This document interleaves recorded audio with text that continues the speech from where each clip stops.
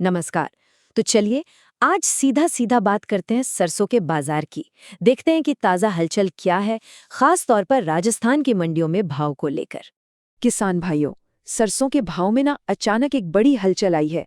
बाजार में काफी उतार चढ़ाव देखने को मिल रहा है। तो चलिए जरा इन आंकड़ों को और गहराई से समझते हैं और देखते हैं कि ये बाजार हमें असल में बता क्या रहा है।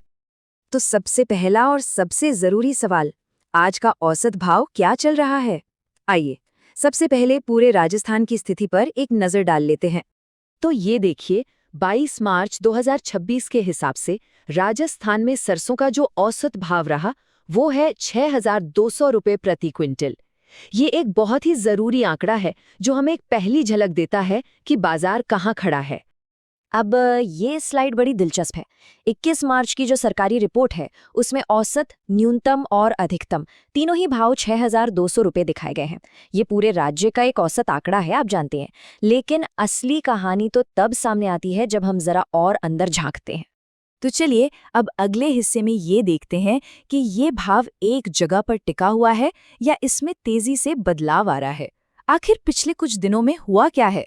तो मन में यही सवाल उठता है ना कि भाई पिछले कुछ दिनों में भाव कैसे बदले हैं, बाजार ऊपर की तरफ गया है या नीचे की तरफ आया है।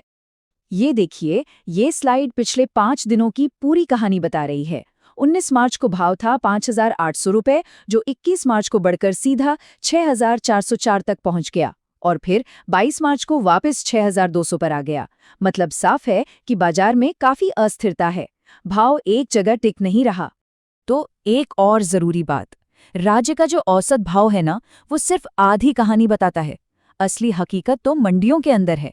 क्या हर जगह पर एक ही भाव मिल रहा है? चलिए देखते हैं।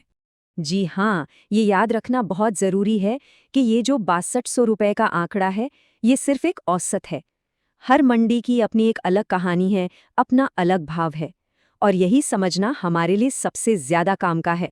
और ये स्लाइड ये उस अंतर को बिल्कुल साफ साफ दिखाती है। 21 मार्च के आंकड़ों पर जरा नजर डालिए। एक तरफ इटावा में सबसे ऊंचा भाव 7140 रुपये प्रति क्विंटल तक गया, तो वहीं दूसरी तरफ रानीवाड़ा में ये सिर्फ 6,000 रुपये ही रहा।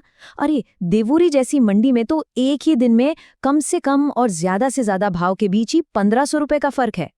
ये चार्ट इस अंतर को और भी आसान बना देता है। देखिए, सिर्फ इटावा, देवोली और सूरतगढ़ की सबसे ऊंची कीमतों में ही सैकड़ों रुपयों का फर्क है। इससे ये पता चलता है कि फसल का सही दाम मिलना इस बात पर कितना निर्भर करता है कि आप किस मंडी में हैं।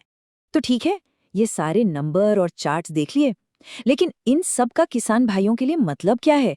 इस पूरी जानकारी से हमें क्या समझना चाहिए? तो देखिए, मोटी मोटी बातें ये हैं। पहली, सरसों का भाव हर रोज बदल रहा है। दूसरी बात, पूरे राजस्थान में कोई एक फिक्स रेट नहीं है। तीसरी, अलग अलग मंडियों के भाव में हजारों का अंतर हो सकता है, जैसा हमने इटावा और रानीवाड़ा के मामले में देखा। और आखिर में सबसे जरूरी बात, अपनी स्थानीय मंडी के भाव पर लगातार नजर बनाए रखना बहुत बहुत जरूरी है।